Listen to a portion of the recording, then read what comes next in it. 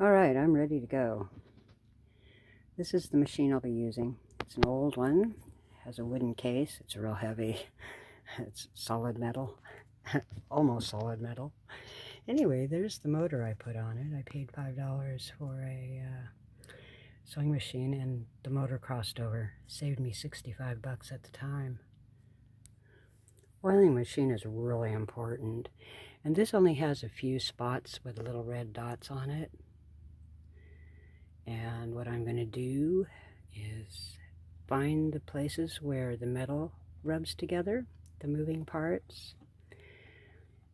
And those are the places where I will drop oil.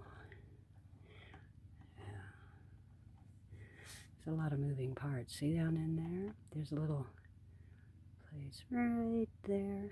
It's real obvious that it needs oil.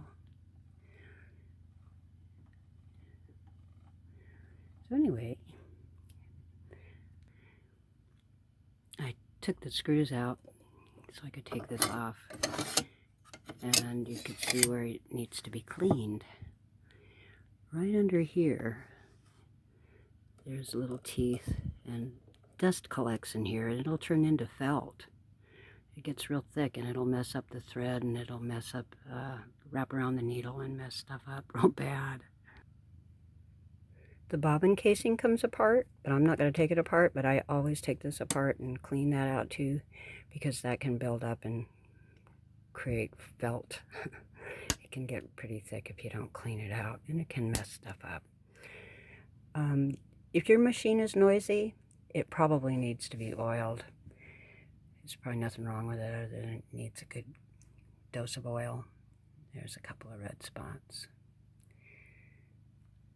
I just turn the wheel and I can see where the parts are rubbing the metal. See right down in there, you can see where it's spinning down in that little hole.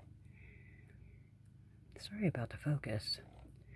Anyway, that's pretty much it on oiling and cleaning. In the next video, we're going to cover tension, bobbin tension, and the needle tension. I hope you have an awesome day.